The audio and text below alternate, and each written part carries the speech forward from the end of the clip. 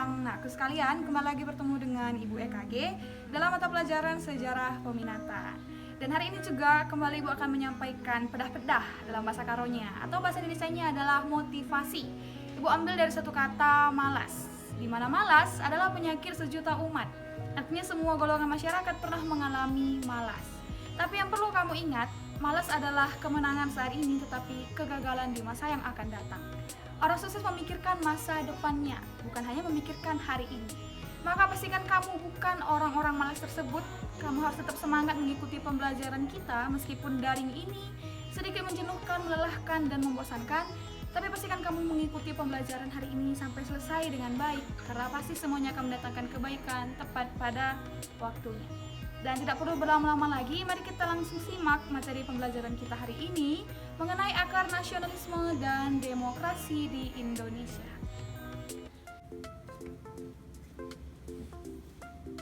Akar nasionalisme dan demokrasi Indonesia. Secara etimologis atau berdasarkan asal-usul kata nasionalisme itu berasal dari bahasa atau dua kata lebih tepatnya, yaitu nation dan isme. Di mana nation artinya paham atau ajaran atau semangat kebangsaan. Kalau isme itu artinya adalah paham.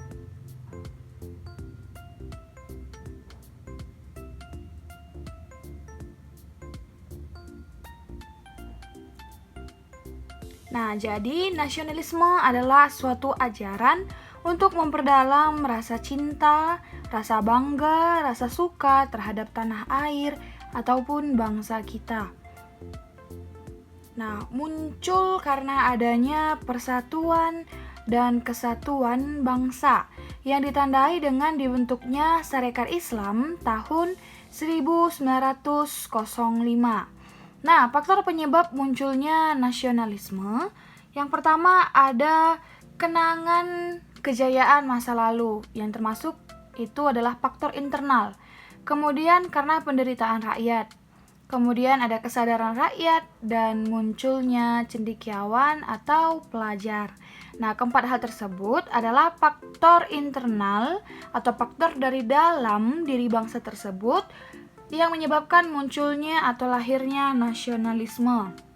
Sedangkan kalau faktor eksternal atau pengaruh dari luar bangsa itu, yaitu karena Rusia kalah melawan Jepang dalam Perang Rusia dengan Jepang tahun 1904 sampai 1905.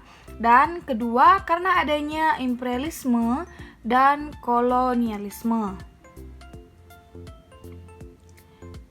Nah, hasilnya nanti dilaksanakannya Konferensi Asia Afrika atau KAA singkatannya di Bandung tahun 1955. Dan kata Indonesia awalnya disebutkan oleh James Richardson Legan. Dia adalah seorang peneliti dari negara Inggris.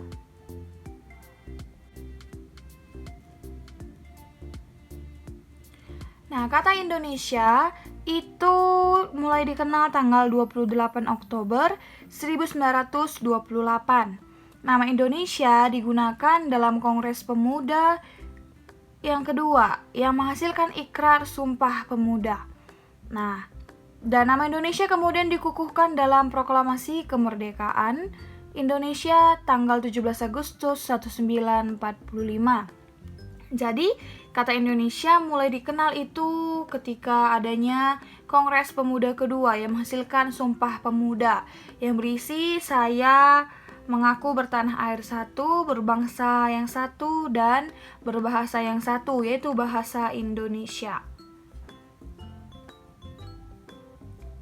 Nah, kemudian kita bahas akar demokrasi. Berdasarkan etimologis atau asal-usul kata, demokrasi terdiri dari dua kata, yaitu demos dan kratos. Di mana nanti demos artinya rakyat, kemudian kratos artinya pemerintahan. Sehingga nantinya demokrasi adalah pemerintahan rakyat. Nah, demokrasi ini berpusat kepada rakyat. Demokrasi Indonesia kemudian dikenal dengan slogan dari rakyat, oleh rakyat, dan untuk rakyat. Demokrasi pertama kali dan tertua itu dilaksanakan di Yunani. Ini dia gambar ilustrasi pengadaan demokrasi pada zaman Orde Lama. Nah, kemudian ada yang namanya jenis-jenis demokrasi, karena demokrasi terdiri dari 2 jenis. Ini dia gambar yang pertama, ini adalah contoh demokrasi langsung. Demokrasi langsung itu dikenal sebagai luber, langsung, umum, bebas, dan rahasia. Nah, biasanya demokrasi langsung diikuti oleh seluruh rakyat Indonesia yang sudah berusia 18 tahun ke atas, artinya yang sudah memiliki KTP atau kartu tanda penduduk. Nah, contohnya itu adalah pemilu, di mana setiap 5 tahun sekali masyarakat Indonesia mengadakan pemilu, baik memilih presiden, kemudian anggota DPR, MPR. Nah, bahkan juga di beberapa desa pemilihan kepala desa pun bahkan diadakan yang namanya pemilu, walaupun hanya dilakukan oleh satu desa tersebut. Nah, kemudian ini dia gambar dari contoh demokrasi tidak langsung. Nah, demokrasi tidak langsung itu bersifat perwakilan atau aklamasi. Aklamasi artinya suatu pernyataan yang dicetuskan atau dipelopori oleh seseorang dan disetujui oleh orang lain. Nah, umumnya ini diikuti oleh anggota dewan, DPR, MPR, dan kabinet dan jajarannya. Nah, contoh dari demokrasi tidak langsung adalah resapel kabinet oleh presiden, di mana kita mengetahui setiap kali pergantian presiden, maka biasanya ada namanya perombakan kabinet, atau lebih dikenal sebagai resapel kabinet. Dan itu berdasarkan pilihan presiden dengan rapat dengan anggota MPR DPR-nya. Ya, jadi ini biasanya kalau perombakan kabinet atau resapel kabinet tidak mengikut sertakan rakyat, cukup hanya anggota dewan, DPR, MPR, dan jajarannya. Nah, ini dia perbedaan antara contoh demokrasi langsung dan demokrasi tidak langsung di Indonesia. Nah, demokrasi ini digunakan oleh negara yang sistem pemerintahannya presidensial dan menganut ajaran trias politika, yaitu membagi pemerintahan menjadi 3 lembaga. Artinya sistem pemerintahan presidensial itu segala keputusan itu berada di tangan presiden atau pemerintah Indonesia, kalau ini dibahas atau demokrasi ini sedang kita bahas di Indonesia. Nah, trias politika merupakan cetusan dari tokoh politik yang terkenal dari Yunani. Dari Prancis maksud ibu ya, namanya Montesquieu. Nah, ini dia 3 lembaga yang disebutkan oleh Montesquieu dalam konsep pemerintahannya trias politika. Ada dia lembaga eksekutif, legislatif, dan yudikatif. Nah, lembaga eksekutif artinya di sini adalah yang mengawasi atau memantau pelaksanaan kegiatan pemerintahan di Indonesia. Contohnya di sini presiden dan wakil presiden. Kemudian ada legislatif. Legislatif adalah yang menciptakan undang-undang atau membentuk undang-undang. Di sini legislatif ini diwakilkan oleh anggota MPR maupun DPR. Kemudian ada lembaga yudikatif. Lembaga yudikatif adalah orang yang mengawasi dan juga mempertimbangkan setiap keputusan dan pelanggaran yang dilakukan. Contohnya di sini Mahkamah Konstitusi dan Mahkamah Agung atau MA. Nah, demokrasi Indonesia dimulai seiringan dengan dibentuknya Independent Party tahun 1912. Perkembangan demokrasi Indonesia nanti terdiri dari beberapa. Di sini ada 5 perkembangan demokrasi Indonesia. Nah, yang pertama, ada demokrasi Indonesia pada awal kemerdekaan. Itu dimulai tahun 1945 sampai 1950. Artinya demokrasi awal kemerdekaan ini berlangsung selama 5 tahun. Nah, setelah itu kita masuk ke zaman demokrasi liberal di Indonesia. Itu berlangsung dari tahun 1950 sampai 1959. Nah, di sini nanti ditandai dengan banyaknya kabinet-kabinet di Indonesia. Ada 7 kabinet nanti yang ada di demokrasi liberal. Nah, kemudian ada demokrasi terpimpin di Indonesia. Itu dimulai tahun 1959 sampai 1965. Ini nanti ditandai dengan dikeluarkannya dekret presiden 5 Juli 1959.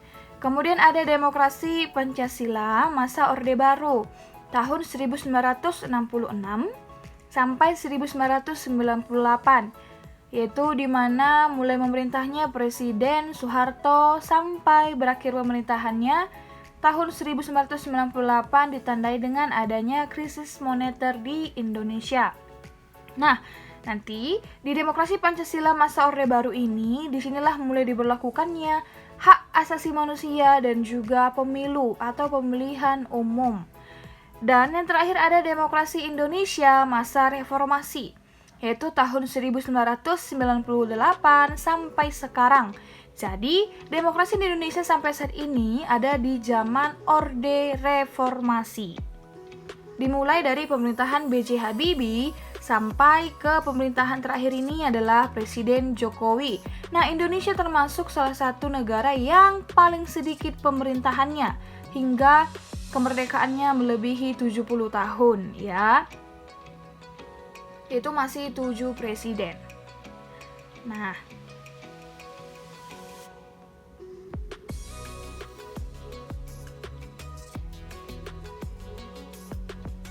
demokrasi liberal adalah demokrasi di mana ada banyak kabinet. Salah satunya inilah gambar kabinet Juanda yang sering juga disebut sebagai kabinet karya. Karena memang dalam anggota kabinet Juanda itu adalah orang-orang yang ahli dalam bidangnya atau sering disebut sebagai Jaken kabinet. Nah, ada 7 kabinet dalam demokrasi liberal, yaitu yang pertama ada kabinet Natsir, kemudian ada Sukiman, Kabinet Wilopo, berikutnya Kabinet Ali I, yang kelima ada Kabinet Burhanuddin Harahap, ada Kabinet Ali II, dan yang terakhir ada Kabinet Juanda. Jadi ada 7 kabinet dalam demokrasi liberal, yang masing-masing bertahan hanya 1 tahun. Atau bahkan ada yang tidak sampai 1 tahun kabinetnya berdiri. Nah, selain dari banyaknya kabinet, demokrasi liberal juga identik dengan dekret presiden.